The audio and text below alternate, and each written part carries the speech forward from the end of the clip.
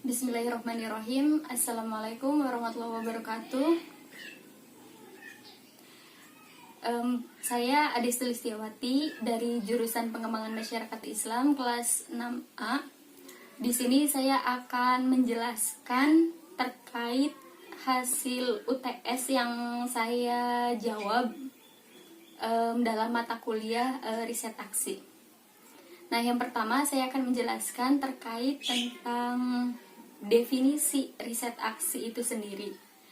Jadi riset aksi atau biasa yang sering kita sebut sebagai action research itu penelitian yang dilakukan untuk memecahkan sebuah masalah baik langsung atau melalui proses reflektif gitu. Nah, dari proses reflektif itu dari masalah progresif yang dilakukan oleh individu yang bekerja dengan orang dalam tim atau sebagai bagian dari komunitas sasaran untuk memperbaiki cara mereka dalam mengatasi masalah dan memecahkan masalah. Nah, jadi riset aksi itu ya sebuah jenis penelitian dalam mengatasi dan memecahkan sebuah masalah yang terjadi di dalam lingkungan masyarakat. Terus riset aksi juga diartikan sebagai pembelajaran gitu, pembelajaran sambil melakukan, atau biasa yang sering kita dengar itu learning by doing, dimana dalam suatu kelompok mengidentifikasi masalah, melakukan aksi untuk mengatasinya, terus melihat bagaimana kesuksesan dari upaya mereka dan mencoba lagi jika hasilnya tidak memuaskan gitu. Jadi dalam sebuah riset aksi itu pembelajaran sambil melakukan, dalam artian jika proses itu masih belum mendapatkan hasil, maka kita itu mencoba lagi dalam prosesnya. Kita melakukan identifikasi masalah lagi, melakukan aksi untuk mengatasinya, terus dan melihat gitu bagaimana kesuksesan dari upaya mereka gitu. Terus jika hasilnya belum memuaskan, maka kita harus mencoba lagi sampai hasil itu kita dapatkan dan menurut kita itu memuaskan gitu. Nah, terus dalam artian lain, riset aksi juga didefinisikan sebagai proses berdaur. Proses berdaur yang mencangkup pengkajian, perencanaan, dan tindakan yang dilakukan secara adaptif atau bisa dikatakan belum diketahuinya ditumbuhkan gitu. Proses yang dilakukan secara adaptif atau belum diketahuinya terus ditumbuhkan melalui motivasi dan bukan melalui promosi, apalagi ada unsur pemaksaan gitu. Karena dalam riset aksi itu tidak adanya unsur pemaksaan. Nah, melainkan kita harus memulainya dengan memotivasi sekelompok atau masyarakat yang ada di daerah tersebut. Nah, di sini juga dalam konteks pengembangan masyarakat Islam ya, yang disebut dengan participatory action research atau juga disebut dengan PRA gitu, merupakan sebuah pendekatan dan metode untuk mempelajari kondisi kehidupan pedesaan. Jadi kita harus mempelajari di dalam riset aksi itu kondisi pedesaannya itu bagaimana, dan dengan bersama dengan masyarakat di daerah itu sendiri. Terus jadi pra itu juga berarti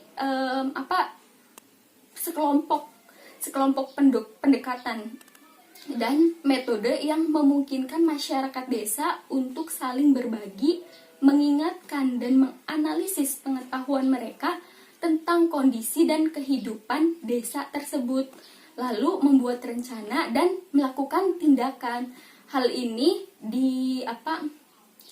berdasarkan definisi menurut Robert Chambers. Selanjutnya terkait tentang definisi fasilitator, yaitu menurut Bachal bahwa fasilitator itu adalah seseorang yang melakukan fasilitasi dalam artian membantu anggota kelompok dalam sebuah masyarakat untuk berproses yang dijalankan oleh kelompok tersebut. Dari melakukan fasilitasi tersebut berarti anggota kelompok tersebut juga ikut serta dalam proses yang dijalankan oleh kelompok yang melakukan fasilitasi. Nah, terkait tentang fasilitator, definisi lainnya juga diungkapkan bahwa makna dari fasilitator yaitu seseorang yang membantu sekelompok orang untuk memahami tujuan atau capaian bersama dan membantu untuk merencanakan upaya-upaya yang bisa dilakukan untuk mencapai tujuan tanpa mempunyai kepentingan khusus dalam proses diskusi. Sebagai seorang fasilitator atau penyambung gitu ya, maka seorang fasilitator itu tidak memiliki kepentingan pribadi gitu. Jadi melainkan kepentingan itu dibuat untuk melakukan kepentingan bersama, bukan ada makna khusus di balik tujuan pribadinya sendiri gitu. Dan menurut pengertian fasilitator dalam konteks pemberdayaan masyarakat juga disebutkan bahwa fasilitator itu sebagai tenaga profesional yang bertugas untuk memfasilitasi proses kemandirian dan keberdaulatan masyarakat dalam membangun dan melibatkan stakeholder melalui kegiatan penyadaran, pembelajaran, dan penguatan kelembagaan masyarakat. Sebagai seorang fasilitator, jadi dapat disimpulkan yaitu sebagai seorang yang bisa memfasilitasi di dalam lingkungan masyarakat melalui upaya atau melalui kegiatan penyadaran, pembelajaran, dan penguatan kelembagaan dalam lingkungan masyarakat. Nah, sedangkan selanjutnya terkait tentang partisipan. Jadi yang dimaksud dengan partisipan yaitu semua orang atau manusia yang berpartisipasi bisa dikatakan ikut serta gitu ya dalam suatu kegiatan. Di samping itu, partisipan juga dapat diartikan sebagai pengambilan bagian atau keterlibatan orang dalam lingkungan masyarakat dengan cara memberikan dukungan. Dukungan di sini dalam artian itu dukungan berbentuk tenaga, pikiran maupun materi gitu. Dengan tanggung jawabnya terhadap setiap keputusan yang telah diambil demi tercapainya tujuan yang telah ditentukan bersama. Jadi dapat disimpulkan pula bahwa bahwa partisipan itu adalah subjek yang dilibatkan di dalam kegiatan, baik itu kegiatan mental dan emosional secara fisik sebagai peserta dalam memberikan respon terhadap kegiatan yang dilaksanakan dalam proses belajar mengajar serta mendukung pencapaian tujuan dan bertanggung jawab atas keterlibatannya. Di samping itu, saya juga selanjutnya akan membahas terkait tentang lobby. Jadi, menurut Kamus Webster, lobby itu berarti melakukan aktivitas yang bertujuan mempengaruhi pegawai, namun khususnya anggota legislatif, dalam pembuatan peraturan. Nah, di samping itu, menurut Kamus Besar Bahasa Indonesia, melobi itu melakukan pendekatan secara tidak resmi. Sedangkan lobian adalah bentuk partisipasi politik yang mencakup usaha individu atau kelompok untuk menghubungi para pejabat. Para pejabat itu para pejabat pemerintah ya, atau pimpinan politik dengan tujuan mempengaruhi keputusan atau masalah yang dapat menguntungkan sejumlah orang. Terkait tentang definisi negosiasi. Jadi yang dimaksud dengan negosiasi itu apa sih? Jadi negosiasi itu dipahami sebagai sebuah proses di mana para pihak ingin menyelesaikan permasalahan, melakukan suatu persetujuan untuk melakukan suatu perbuatan, melakukan penawaran untuk mendapatkan suatu keuntungan tertentu, atau berusaha menyelesaikan permasalahan untuk keuntungan bersama gitu. Jadi dapat kita simpulkan bahwa negosiasi itu suatu cara bagi dua atau lebih pihak yang berbeda kepentingan, baik itu berupa maksud atau tujuan dalam mencapai kepahaman dengan cara mempertemukan gitu, mempertemukan penawaran dan permintaan dari masing-masing pihak sehingga tercapai sebuah keputusan atau kesepakatan yang kesepahaman kepentingan, baik itu berupa pendapat, pendirian, maksud atau tujuannya. Lalu yang kedua, saya akan menjelaskan alasan kenapa sih relasi belajar riset aksi itu harus subjek dengan subjek gitu, subjek gitu ya. Jadi belajar riset aksi harus berdasarkan subjek ke subjek itu karena metode penelitian itu sebagian besar itu bersifat sepihak, sehingga hal ini itu kurang tepat dalam pembuatan kebijakan dan pengembangan program-program yang akan disebabkan adanya pemisahan dominasi dan opresif terhadap subjek yang diteliti. Tentunya adanya pemisahan ini jadi terdapat terdapat banyak pendapat gitu, banyak orang yang berpendapat, banyak kritikan karena bersifat memisahkan antara subjek dengan objek. Seharusnya dalam suatu pemberdayaan, apalagi dalam ruang lingkup riset aksi itu, masyarakat dijadikan sebagai subjek juga, sama halnya dengan kita sebagai seorang pemberdaya atau sebagai seorang fasilitator menempatkan posisi kita sebagai subjek dan masyarakat itu sebagai subjek.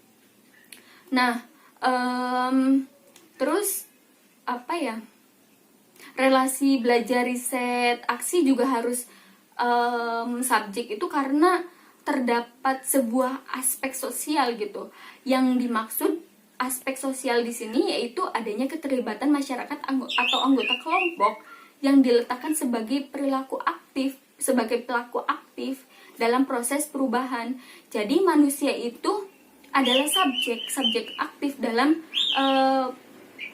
pengembangan atau pembangunan. Riset aksi sebagai upaya dalam mengembangkan, dalam memberdayakan masyarakat harus meletakkan subjeknya sebagai pelaku aktif bagi pengembangan masyarakat. Masyarakat itu anggota komunitas gitu kan, anggota kelompok yang membangun kepercayaan diri mereka sendiri dan kebanggaannya itu melalui proses keterlibatan dalam memikirkan permasalahan. Jadi masyarakat itu bisa mencari alternatif pemecahan, sehingga jika kita melibatkan masyarakat dalam subjek, maka hal ini bisa membantu kita sebagai seorang pemberdaya dalam upaya memecahkan sebuah problematika yang ada di masyarakat, yang ada di kelompok tersebut.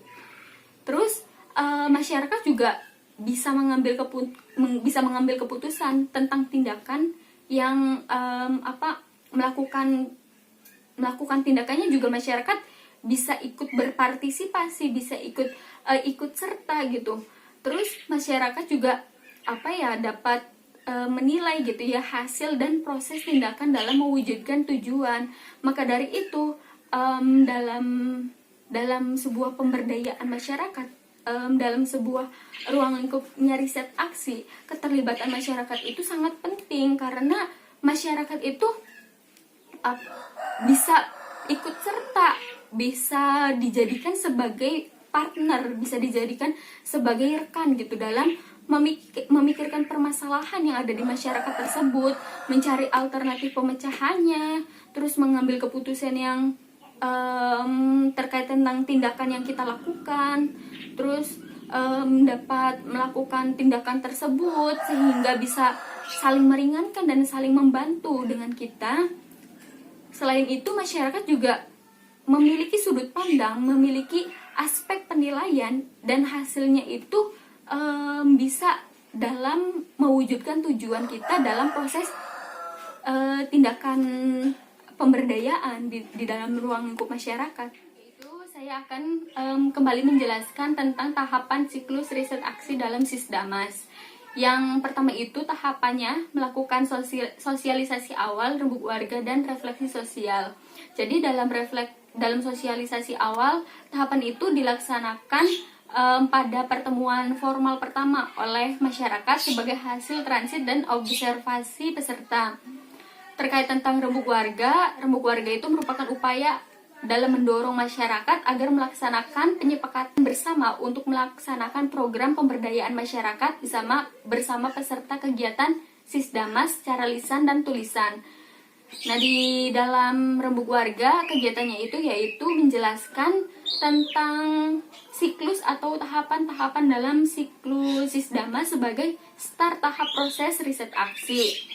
Di sini, rembuk warga itu sebagai awal mula dalam masyarakat untuk menjelaskan tentang siklus yang akan dihadapi masyarakat ke depannya. Yang terkait tentang refleksi sosial, kegiatan refleksi sosial itu mengajak masyarakat untuk bercermin terhadap kondisi atau nasib masyarakat melalui diskusi dengan memperkenalkan diri dan menjelaskan maksud dan tujuan bergabung bersama masyarakat. Tahapannya yaitu yang pertama mengidentifikasi masalah, yang kedua mencari akar penyebab masalah, yang ketiga itu indikator keberdayaan menurut masyarakat tersebut, menurut masyarakat yang di lingkungan kita melakukan Sisdamas. Yang keempat itu harapan masyarakat ke depannya itu akan seperti apa gitu. Nah, selanjutnya dalam harapan masyarakat itu kita itu melakukan tahap penyusunan gitu. Nah, di yang terakhir itu melakukan RKTM. Nah, selanjutnya tahapan atau siklus yang kedua yaitu melakukan pemetaan sosial dan pengorganisasian masyarakat. Pada tahap kedua ini dilakukannya pembuatan peta oleh peserta Sisdamas yang dibantu oleh masyarakat gitu. Peta ini merupakan peta dasar wilayah domisili tersebut dengan dibuat oleh menggunakan kertas HVS ataupun metaplan. Peta tersebut menggambarkan kondisi sarana prasarana sumber daya yang ada di desa tersebut dan lain sebagainya. Gambaran kondisi di desa ditentukan berdasarkan siklus dengan warga untuk menyepakati apa saja yang tertera dalam peta, lalu memberikan warna-warni yang berbeda agar memudahkan dalam membedakannya. Jadi peta tersebut dibuat dengan diwarnai menggunakan warna yang berbeda-beda agar dapat memudahkan untuk bisa membedakan antara sumber daya yang ada di dalam masyarakat tersebut. Lalu melakukan pengorganisasian masyarakat. Pengorganisasian masyarakat itu mencangkup memilih organisasi yang relevan, mengidentifikasi tokoh kunci, menggerakkan organisasi masyarakat, membangun komitmen pemberdayaan, dan menyusun rencana kerja tindak lanjut atau RKTL. Selanjutnya pada tahapan atau siklus yang ketiga yaitu melakukan perencanaan partisipatif dan sinergi program. Perencanaan partisipatif melakukan penyusunan hasil yang sudah diperoleh dari pemetaan sosial, terus diubah menjadi sebuah dokumen perencanaan bersama dengan Organmas. Lalu mengidentifikasi dan menentukan prioritas problematika umat yang dirasakan oleh masyarakat dengan menggali potensi dalam upaya memecahkan masalah tersebut guna membangun sinergi program dan menentukan tim pelaksana program. Membangun sinergi program dapat dilakukan dengan menetapkan kegiatan, fasilitasi penyusunan proposal oleh Pokja, sinergi dengan Musrenbang, lalu menggalang keswadayaan dengan swasta dan pemerintah, dan menyusun RKTL di bagian akhir. Pada tahap selanjutnya, tahap yang keempat, yaitu melakukan pelaksanaan program. Siklus ini melakukan program dari hasil prioritas pada tahap perencanaan partisipatif, lalu membentuk kelompok kerja dengan menggunakan prinsip dari, oleh, dan untuk masyarakat dengan membangun kesadaran masyarakat tersebut dalam partisipasi pelaksanaan kegiatan program. Pelaksanaan program ini difasilitasi oleh Orgamas berdasarkan dokumen perencanaan partisipatif dari hasil prioritas. Setelah itu, setelah pelaksanaan program selesai, maka ada pelaksanaan monitoring dan evaluasi MONEF gitu ya, yang dilakukan dengan mengecek kembali hasil pelaksanaan program yang sudah direncanakan.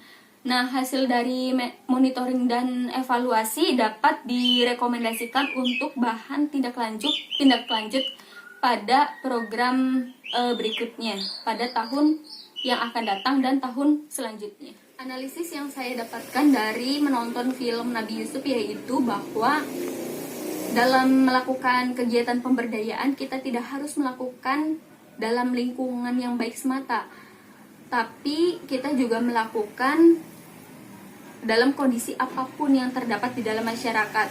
Hal ini juga dilakukan oleh Nabi Yusuf ketika beliau itu berada di dalam penjara. Beliau tetap melakukan dakwahnya dalam kondisi masyarakat yang belum mempercayai agama Islam dan kurang memiliki ketertarikan terhadap agama tersebut. Bahkan mungkin para pidana memiliki kestabilan emosi yang masih kurang baik gitu. Terus dalam melakukan dakwah, tentunya dakwah dalam konteks bilhal, kita harus itu melakukan dalam kondisi apapun, baik sempit maupun lapang, dalam keadaan susah maupun senang, dan kondisi sebagainya. Nabi Yusuf itu merupakan salah satu contoh yang selalu istiqomah dalam berdakwah.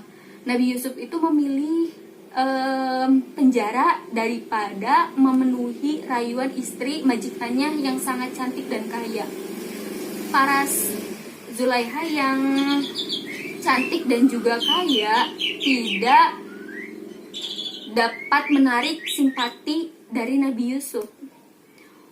Walaupun Nabi Yusuf berada di dalam penjara yang bukan disebabkan oleh kesalahannya, namun Nabi Yusuf itu tetap menjalankan dakwahnya. Dengan berawal dari situ, Nabi Yusuf itu mulai menjalankan dakwah, baik dakwah bilhal maupun dakwah bilisan, sebagai narapidana yang membagikan ilmunya terhadap narapidana lainnya. Terus bersamaan dengan itu, ada pula 2 orang teman Nabi Yusuf yang bekerja di dalam istana, di dalam kerajaan, itu masuk juga di dalam penjara.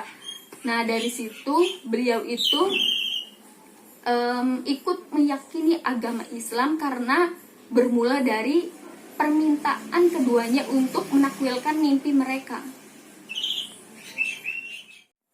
Selain itu, hasil analisis saya juga bahwa seorang pemberdaya atau fasilitator itu harus memiliki ilmu dalam memberdayakan masyarakatnya. Hal ini itu dilakukan oleh Nabi Yusuf pula. Nabi Yusuf itu memiliki kepandaian dalam ilmu syar'i dan hukum, ilmu tabir mimpi, ilmu mengatur dan mengurusi negara, serta ilmu kepemerintahan, yang menjadi sebab Nabi Yusuf mendapatkan kedudukan yang lebih tinggi, yaitu adanya ilmu yang beragam dan banyak mengetahui macam-macam ilmu. Nah, dengan ilmu itu tentu dapat melakukan perubahan atau menciptakan proses pemberdayaan terhadap masyarakat yang membutuhkan uluran tangan. Maka dalam proses pemberdayaan, seorang pemberdaya itu hendaknya memiliki ilmu yang dimiliki guna untuk menjadikan masyarakat yang mandiri dan berdaya dalam kehidupannya. Lalu bagaimana tahapan dakwah yang dilakukan oleh Nabi Yusuf? Nah, tahapan dakwah yang dilakukan oleh Nabi Yusuf itu yang pertama, menurut analisis saya, yaitu dakwah dengan orang terdekat terlebih dahulu. Nah, hal ini itu dilakukan Nabi Yusuf ketika berada dalam penjara dengan menjalin persahabatan secara akrab dengan 2 orang tahanan yang berpotensi sebagai berprofesi sebagai mantan pelayan minuman dan pembuat roti kerajaan. Bersama dengan kedua orang teman dan teman-teman pidana lainnya yang berada di dalam tahanan, Nabi Yusuf itu menjalin komunikasi secara intens. Dalam komunikasi tersebut, Nabi Yusuf kemudian menegakkan tentang agama yang dianut, yaitu dari garis keturunan ayahnya, kakeknya, dan buyutnya. Nah, dari komunikasi secara intens ini juga Nabi Yusuf itu melakukan contoh terhadap teman-teman lainnya dengan melakukan dan menerapkan akidah yang baik, yang menghormati antar sesama manusia dengan manusia lainnya di dalam penjara. Nah, tentunya ini banyak mengandung simpati masyarakat penjara gitu, terutama bagi penjaga dan narapidana lainnya.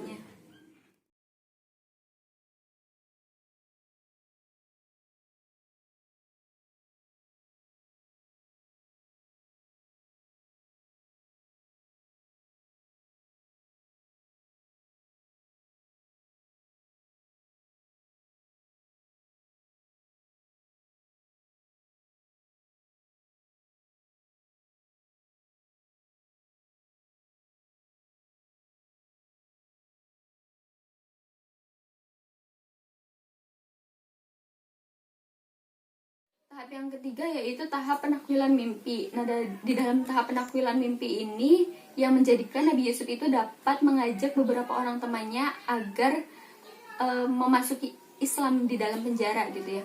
Karena penakwilan mimpi ini selalu benar akan kejadian yang akan dialaminya nantinya. Bermula dari kedua orang temannya yang memeluk agama Islam dan selanjutnya dibarengi dengan teman-teman lainnya yang sesama berada di dalam penjara. Jadi kedua orang temannya itu pernah bermimpi terkait tentang kembalinya seorang pelayan minuman kerajaan untuk bekerja kembali ke profesi sebelumnya, dan seorang yang bekerja sebagai pembuat roti akan mengalami gantung gitu, hukum gantung karena kesalahannya tersebut. Nah, dari situ penakwilan mimpi ini benar adanya. Nah, dari situ juga teman-teman Nabi Yusuf yang berada di dalam penjara memasuki agama Islam karena meyakini akan kejadian atau meyakini penakwilan mimpi tersebut. Selain itu juga karena Nabi Yusuf itu memiliki akhlakul karimah yang baik. Jadi teman-teman lainnya bersimpati terhadap Nabi Yusuf dan memasuki agama Islam. Nah, Nabi Yusuf juga bukan hanya menakwilkan mimpi 2 orang temannya tersebut, melainkan Nabi Yusuf juga menakwilkan mimpi dari seorang raja, yang berarti bahwa mimpi tersebut itu Mesir akan mengalami 7 tahun masa subur dan diikuti oleh 7 tahun kekeringan. Namun setelah 14 tahun itu kesuksesan akan kembali lagi ke negara Mesir, dan sumber daya di negara Mesir itu akan melimpah kembali. Yang terakhir itu tahapan menjadi menteri keuangan atau bendahara Mesir. Nabi Yusuf dan dari kejadian menakwilkan mimpi tersebut lalu mendapat amanah dari seorang raja sebagai bendahara Mesir. Beliau itu bertanggung jawab atas pengelolaan panen dan gudang, serta proses pendistribusian sumber daya secara efisien, dan sehingga memberdayakan masyarakat Mesir dengan keilmuan dan kepiawaiannya. Ekonomi masyarakat Mesir semakin berkembang di bawah kepemimpinan Nabi Yusuf sebagai bendahara Mesir. Nah, melalui amanah yang dijalankan oleh Nabi Yusuf ini, beliau dapat memberdayakan masyarakat yang berada di sekitarnya. Beliau itu memberlakukan kebijakan terkait tentang pembayaran pajak kepada pemerintah Mesir. Selanjutnya terkait kehidupan masyarakat Mesir itu, masyarakat Mesir mulai mengalami atau mulai bercocok tanam sehingga kebutuhan hidup sehari-harinya terpenuhi. Oleh sebab itu, keberdayaan masyarakat Mesir bermula dari amanah yang dijalankan oleh Nabi Yusuf dengan segudang pengalaman dan ilmu yang dimilikinya. Mungkin sekian yang dapat saya sampaikan, kurang lebihnya mohon maaf. Billahi taufiq wal hidayah. Wassalamualaikum warahmatullahi wabarakatuh.